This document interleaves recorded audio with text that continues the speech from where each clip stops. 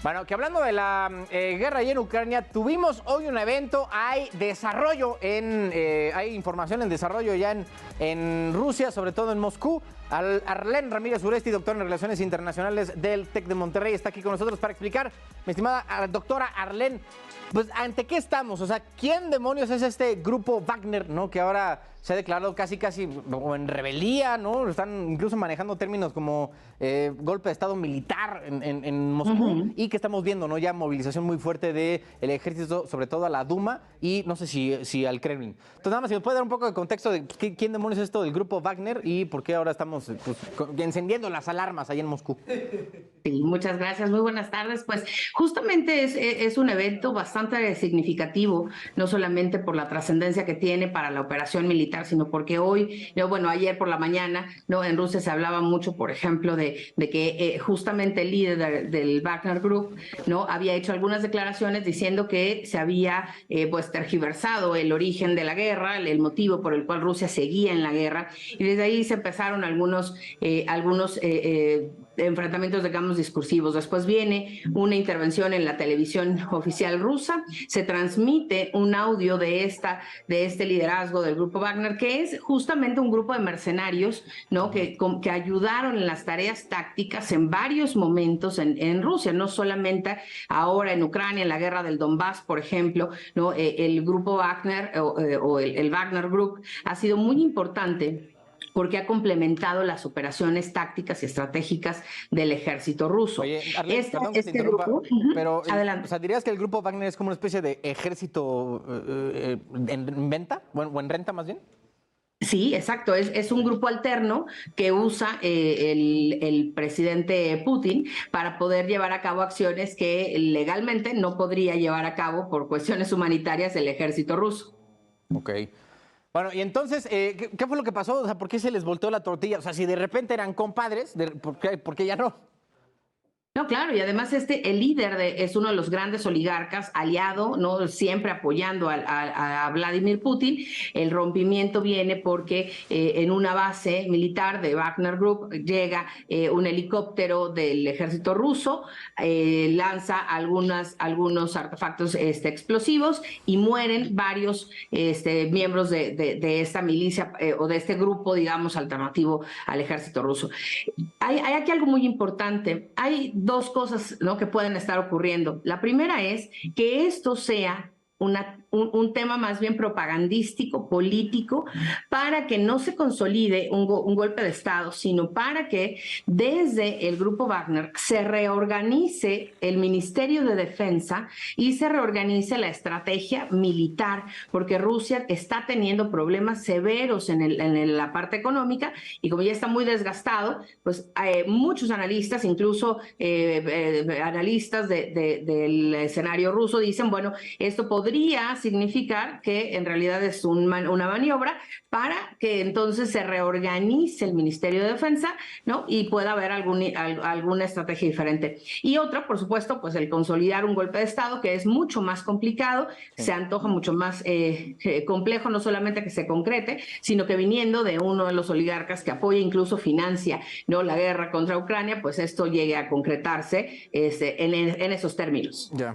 Oye, y a ver, realmente este grupo de Wagner, que juró, ¿no? una especie de venganza o retaliación de alguna forma, ¿de qué estamos hablando? O sea, evidentemente no tiene el poder de lo que sería el ejército ruso, ¿no? Digo, me imagino, pero ¿a qué podrían aspirar? Porque, pues, digo, se están resguardando la Duma, ¿no? El parlamento ruso, pues por algo. Sí, por supuesto. Sí, ciertamente. No tienen un muy buen número de efectivos, tienen, por supuesto, mucha tecnología, no tienen la capacidad operativa del ejército, pero sí tienen la capacidad de cooptar los órganos de poder, de cooptar, por ejemplo, la Duma, ¿no? Y secuestrar de alguna forma las instituciones, hacer un poco de palanca, una maniobra política para poder presionar a que el presidente Putin no reorganice la estrategia que está llevando finalmente pues a una quiebra guerra económica al gobierno ruso y sobre todo pues está dejando bastante mal parados a los militares y a la clase militar rusa. En realidad esta intervención podría significar, por supuesto, el que incluso muchos miembros del ejército ruso puedan voltear bandera, que es algo que hoy se especula, ¿no? Ver cómo a través de este movimiento los militares rusos pudieran entonces pasar al Wagner Group, y entonces en ese caso hay muchas más posibilidades de que el Wagner Group pueda controlar el Ministerio de la Defensa y pueda hacer una reorganización de la guerra, no para terminar con la guerra en Ucrania, por supuesto, sino para reorganizar el frente militar, buscar formas que incluso de escalarla un poco más de nivel, llevar entonces sí a la aplicación de algunas armas que hasta este momento no se han utilizado. Oye, Arlene, ¿cuál ves tú que sea el escenario, pues, no sé, viable? Porque de una forma nos planteaste como dos escenarios que son incluso antitéticos, ¿no? En una es, pues, se van a unir incluso estos, una como medio puesta en escena, ¿no? Para reorganizar, no sé qué, y la otra es, pues, güey, o sea, sí, parece que ya, pues, Moscú va a tener un doble frente abierto contra el Wagner Group y en Ucrania. Entonces, pues, ¿por dónde ves que se van inclinando el fiel de la balanza? Yo lo veo más hacia la reorganización de la estrategia militar y del Ministerio de Defensa, porque en realidad si nos ponemos a ver lo que le implicaría a Rusia una guerra interna, difícilmente podríamos pensar que en este momento el presidente Vladimir Putin simplemente permitiera eso, ¿no? Ya vimos que salieron los tanques, ya vimos que ese despliegue militar de propaganda que les encanta a los rusos se ha dado, ¿no? Y en ese sentido vemos que pues incluso podría el presidente Vladimir Putin estar de alguna forma montando todo esto junto con el Wagner Group para decir, bueno, vean cómo estamos presionados para hacer un cambio de estrategia y no fui yo, sino que me obligaron. De alguna forma es una salida política pues que le podría beneficiar bastante, ¿no? Y por otro lado, vemos además con sorpresa que los Estados Unidos no están prendiendo las alarmas. Al presidente Joe Biden le han informado hace horas de lo que está ocurriendo y pues no ha habido ningún posicionamiento. Están dejando, ¿no?, que todo vaya desarrollándose, cosa que llama la atención porque si en realidad hubiera información de inteligencia que indica que esto ya es un golpe de Estado consolidado, ya habría una alerta prendida en los Estados Unidos y en China. Y en China tampoco hay ninguna reacción ante esto, ¿no? Está todo bastante tranquilo en estos dos escenarios. Ya. Oye, Arlene, ya por último, ¿nos podrías dar como una especie, pues a lo mejor de resumen, ¿no? ¿En qué va este asunto? Porque en los primeros días sí nos estábamos dando un seguimiento puntual, ¿no? De ya avanzaron aquí y acá, pero pues ya, como se ha vuelto un tema pues, de año y pelos, ¿no? Ya pues uno pierde un poco la pista. Entonces, Claro. ¿en qué vamos?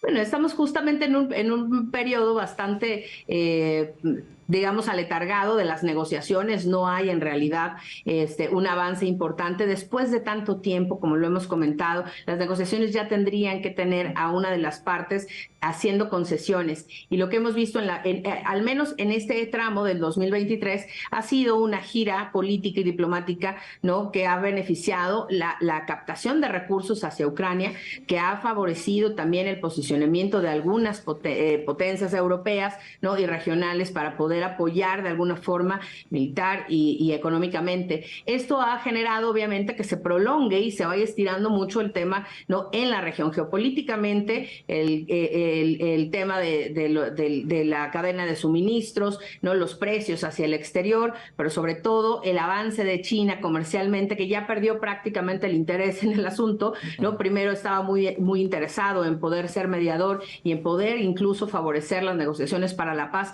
Hoy que se está destrabando la parte comercial, pues en realidad China está enfocada ya totalmente en otra cosa. Y Estados Unidos ha logrado un poco meter, sobre todo a través de la política exterior, un poco el tema, ¿no?, en las precampañas hacia 2024.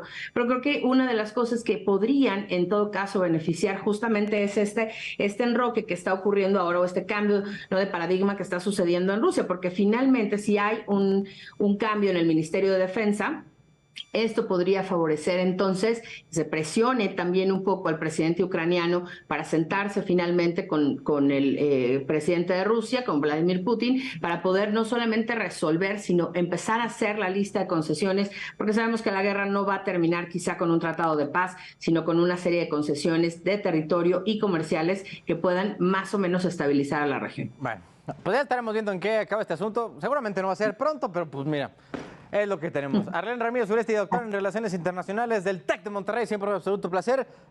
Muchas gracias y buenas noches. Al contrario, muchas gracias, muy buenas noches. Gracias a la doctora Ramírez Uresti por siempre prestarnos de su sapiencia y tiempo. Nos damos un corte, ahorita regresamos.